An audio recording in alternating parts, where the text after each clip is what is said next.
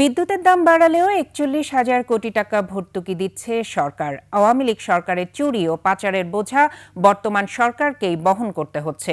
বিদ্যুৎ ও জ্বালানির মূল্য বৃদ্ধির প্রেক্ষিতে সরকারের অবস্থান তুলে ধরতে সংবাদ সম্মেলনে এসব কথা বলেন তথ্য সম্প্রচার মন্ত্রী জহির উদ্দিন স্বপন। বিস্তারিত আকবর হোসেন সুমনের রিপোর্টে।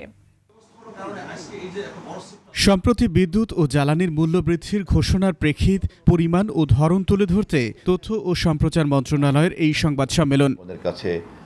আপনাদের মাধ্যমে তথ্যমন্ত্রী অভিযোগ করেন, অতীতে আমদানি নির্ভরতা কমিয়ে উৎপাদন বাড়ালে সংকটময় পরিস্থিতি সৃষ্টি হতো না। ৪১,০০০ কোটি টাকার যে ভর্তুকি আমাদেরকে এখনো দিতে হচ্ছে, আমরা যদি আবার অপর দিকে খেলাফি ঋণের দিকে তাকাই, অথবা আমরা যদি আমাদের এখান থেকে মানি লন্ডারিংয়ের পরিমাণের দিকে তাকাই, আমরা যদি এখানে আমাদের ইনফরমাল ইকোনমির সাইজের দিকে তাকাই, তাহলে কিন্তু এই ৪১,০০০ কোটি টাকা কিন্তু কিছুই না।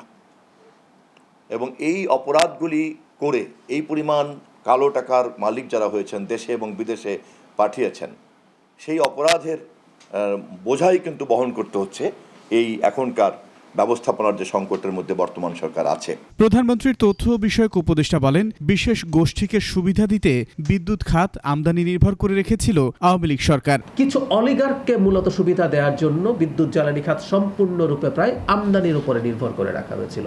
আমাদের অনশোর, আমাদের ভূমিতে যে গ্যাস অনুসন্ধান প্রায় স্থবির বা বন্ধ হয়ে গিয়েছিল।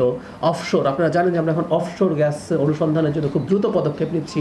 আমরা রিনিউয়েবল এনার্জির জন্য সোলারকে খুবই প্রায়োরিটাইজ করা হচ্ছে। বিদ্যুৎ ও জ্বালানি নির্ভরতা কমিয়ে আনতে না পারলে নিরাপত্তার ঝুঁকির আশঙ্কাও জানান উপদেষ্টা। আমরা যদি নিজের উপরে মোরলেস ডিপেন্ডেন্ট হয়ে পড়তে না পারি, যদি না পারি সেটা করতে, আমাদের জ্বালানি নিরাপত্তায় ঝুঁকি আছে। আকবর হোসেন সুমন, ২১ টেলিভিশন, ঢাকা।